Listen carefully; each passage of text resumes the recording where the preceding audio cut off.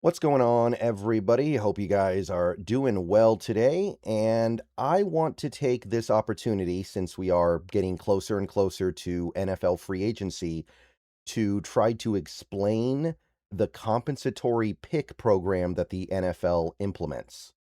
So, we've had this conversation before, and the Seahawks have certainly been very, very involved in the compensatory pick program before, but it's worth going over again. It's been a little while and it's a little bit complicated. So I would not blame anybody who learned about it previously and then forgot. So, what is the compensatory pick program in the NFL? How do compensatory picks work?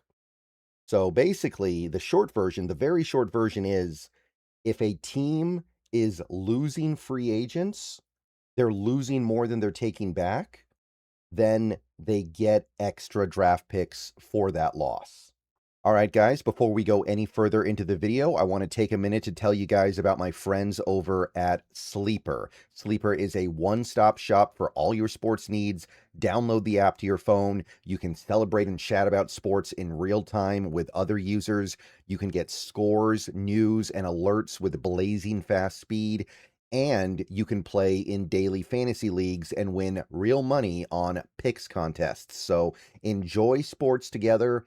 Download Sleeper today, and don't forget to use my promo code SBN for up to a $100 match on your first deposit.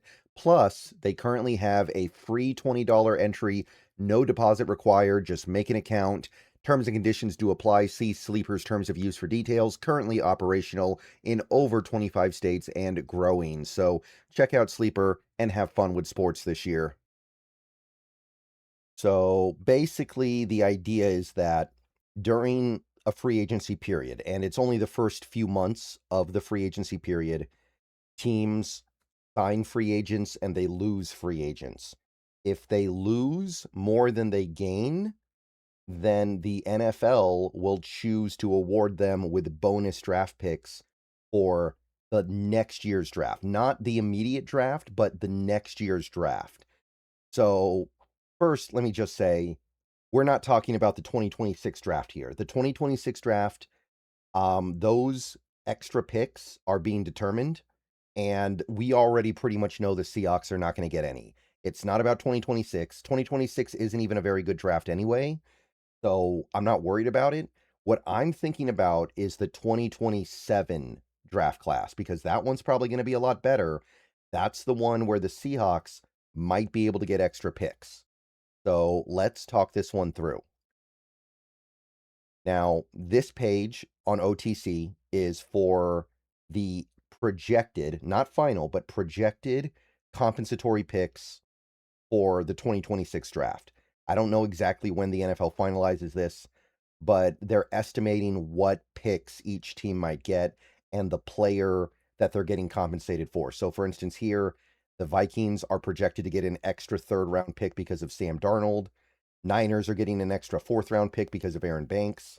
Cowboys are getting an extra fifth round pick because of DeMarcus Lawrence, and so on and so on. Now, how does this work? The amount of money that the players get on their new teams determines how good a draft pick they get. Now, I believe it can't go higher than a third. I think third is the cap. I don't think it can go to a second or first, of course. In fact, I'm positive about that. But you can go up to a third, and everything is relative to the rest of the market. So, for instance, last year, Sam Darnold got a contract that was effectively like 33 million per year, and that was the number one contract handed out in free agency last year. Remember, this is for situations where a player goes from one team to another team. So the Vikings get the top possible pick. If there had been a bunch of other $40 million a year deals handed out last offseason, I don't think the Vikings would get a third round pick because there would be other contracts that were bigger. So it's relative to whatever the market dictates. So if we hit free agency and like 5 players get $50 million a year deals with new teams, then those teams will get the comp picks. And if there are any players that get like $40 million deals, then those guys would get lower picks because relative to the free agency period, it's less. Now, the formula is not exact, or else this would not be a projection. This would just be the end result. But you can kind of see how it goes. The bigger contracts get the better picks, and there are typically only a few picks at the top. Now, why do the Seahawks care? Well, free agency is about to start, and look at all the outgoing free agents they may have. As of me recording this video, video, everybody on this list is eligible to be signed to another team. And while I do think the Seahawks are going to retain some of them, I know they're not going to retain all of them. They may end up losing a lot more of them than expected. So if that happens, there is a possibility Seattle gets a ton of compensatory picks for the 2027 draft. And that's pretty good. Now, I believe the limit on comp picks for a team is 4, so it's not like we can stack up 20 of them or anything like that. But let's look at some of these guys. You've got the top value on Spotrac is Kobe Bryant at 14.25 million per year. And for all we know, that estimate is low. But just as an example, like Aaron Banks. Aaron Banks last year got a $19.25 million deal. Okay, $19.25 million per year deal from the Packers. And the 49ers are projected to get a 4th round pick because of that. So if Kobe Bryant gets up to like 15 or 16 million a year, well, let's look at another safety that signed last offseason, Hufanga. He got 13 million per year, right? Hufanga. And the Niners got a 5th round pick out of that. So if you're talking about Kobe getting a little bit more than Hufanga, maybe up into that 15 or 16 million a year territory, then you're talking about a 4th round pick versus Kobe getting signed away. And then you've got a player like Boye Mafe, who supposedly, I know Spotrac has him at 12, but there are people out there who think he's going to be somewhere around 15 to 16 million as well. And again, if Hufanga almost gets a 4th round pick at 13, then that means that you can expect Boye Mafe to net something around a 4th round pick as well. You've got Rashid Shaheed projected to be at 14, but let's keep in mind the strong possibility that Shaheed gets overpaid because a team really wants him, like, say, the Raiders, who are desperate for a wide receiver. What if the Raiders come in here and offer Shaheed $20 million a year? That's more than Aaron Banks got. That's about what Dan Moore Jr. got. That's a 3rd round pick. So you have a scenario where losing Rashid Shaheed could net you a 4th or a 3rd round pick if he gets overpaid. And that Ken Walker, we know Ken Walker is going to get more than 9 million. Ken Walker, he might get 15 million. He might get more than Hufanga got. So that's another 4th round pick on the table. And if he gets overpaid like crazy, which I don't think that's going to happen. I can't imagine he gets more than like 17. But crazier things have happened, I guess.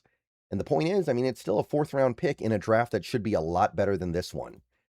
And then you've got Josh Jobe. There's another guy that you could possibly pick up a pick for. If he gets 10 million a year, that's a little bit less than what Brandon Stevens got, but it's about what Mekhi Becton got. And what did the Eagles get for Becton? They're projected to get about a 5th round pick. So that's another 5th rounder. And don't forget about Woolen. Like, Spotrac projects him at like 8.2 million, but there are people out there who think he's going to get way more. There are people who think Woolen's going to get 20 mil a year. If he gets 20 mil a year, that's basically what Dan Moore got at 20.5, right?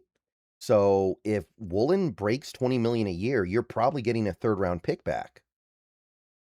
And, even if these guys don't get as much as we expect, there's still room to get picks out of them. Like, look at Kevin Zeitler, 9 million. What did he net for the, I think it was the Detroit Lions, a 6th round pick. So if you lose Jobe and he gets like 9 million, you can still get a 6th out of it. And somebody like what about Josh Jones? who I think is going to get pretty good money this offseason because he did play well for us in 2025. He could get like 6 million a year.